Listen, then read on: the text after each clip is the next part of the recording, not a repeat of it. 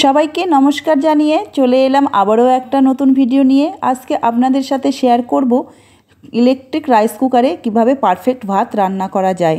যারা নতুন নতুন রান্না করছেন এবং যারা রাইস কুকারের ব্যবহার জানেন না তাদের এই ভিডিওটি খুব কাজে আসবে। তো দেরি না করে চলুন ভিডিওটি শুরু করা যাক। এই যে একটা ইলেকট্রিক রাইস কুকার, এর মধ্যে কিন্তু একটা গামলার মতো এরকম পাত্র থাকে আর এর ভিতরে একটা জালি থাকে। তো এখানে একটা স্প্রিংয়ের মতো জিনিস আছে আর এইটা গরম হয়ে কিন্তু এই চাকতির মতো জিনিসটা গরম হয়ে ভাতটা কিন্তু রান্না হয়। আর ওটা রান্নার পর কিন্তু অনেক গরম থাকে, ওখানে কিন্তু রান্নার পর হাত দেওয়াটা একদমই উচিত নয়, হাত পুড়ে যেতে পারে। তো বন্ধুরা এবারে দেখুন এর মধ্যে আমি কিভাবে রান্নাটা করব।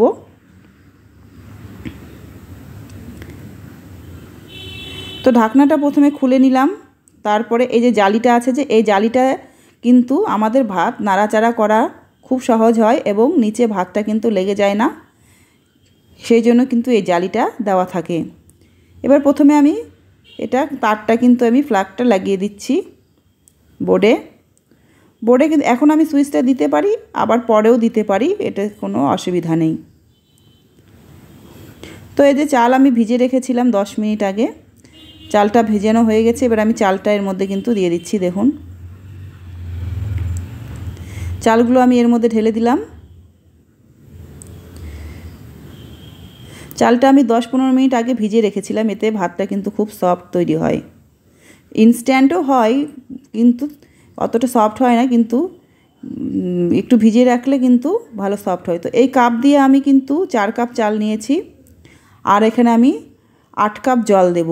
এটা কিন্তু মনে রাখতে হবে যে যতটা চাল নেব তার দ্বিগুণ কিন্তু জল এখানে ব্যবহার করতে হবে। 2 কাপ চাল নিলে 4 কাপ জল দিতে হবে। তো এবার ঢাকা দিয়ে দিলাম। এবারে দেখুন এখানে একটা সুইচের মতো বাটন আছে, তো এটা কিন্তু কুকিংয়ে রাখতে হবে। ওখানে প্রেস করে ওই লাল লাইটটা জ্বলবে। আমি কিন্তু সুইচটা দিয়ে আবার অফ করে দিয়েছিলাম, তো আমি এবারে সুইচটা আবার দিয়ে দিলাম। আপনারা আগেও দিতে পারবেন, কোনো অসুবিধা নেই। তো দেখুন এখানে এই যে লাইটটা জ্বলছে আর এখানে কিন্তু কুকিংয়ে লাল লাইটটা জ্বলছে। যখন রান্না হয়ে যাবে তখন কিন্তু এখানে কিপ ওয়ার্ম লেখা আছে, এই কিপ ওয়ার্মে লাইটটা, লাল লাইটটা কিন্তু এখানে চলে আসবে আর বড় লাইটটা কিন্তু জ্বলতে থাকবে, বন্ধ হয়ে যাবে বা জ্বলতে থাকবে।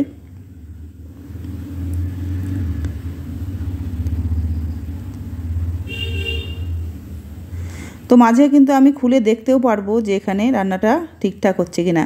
এখন কিন্তু কুকিংয়ে আছে, দেখুন লাইটটা কুকিংয়ে আছে, পরে কিন্তু কিপ ওয়ার্মে চলে আসবে। এখানে আসবে যখন, তখন আমাদের কিন্তু রান্নাটা কমপ্লিট হয়ে যাবে। তখন আমরা 10-15 মিনিট কিপ ওয়ার্মে রেখে দেব, তারপরে সুইচটা অফ করে কিন্তু ভাতটা আমরা বের করে নেব ভাতগুলো।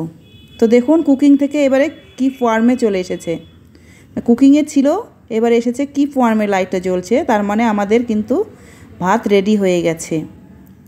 এবার 10-15 মিনিট পরে খুলে দেখাচ্ছি যে ভাত কেমন হয়েছে। কোনো ঝামেলা নেই, একদম ঝামেলা ছাড়া আপনি ভাত বসিয়ে দিয়ে আর আপনাকে কিছু করতে হবে না, শুধু পরিমাণ মতো জলটা ঠিক মতো দিতে হবে। তো দেখুন ভাত কিন্তু ঝরঝরে হয়ে গেছে। দেখুন আমি আপনাদের ভাতটাকে থালার মধ্যে দিয়ে দেখাচ্ছি কীরকম হয়েছে। ভাত কিন্তু একদম ঝরঝরে হয়। দেখুন খুব সুন্দর কিন্তু ভাত রেডি হয়ে গেছে। তো বন্ধুরা আপনাদের কেমন লেগেছে আজকের ভিডিও অবশ্যই কমেন্টে জানাবেন। আজকের মতো এই পর্যন্ত, দেখা হচ্ছে নেক্সট ভিডিওতে।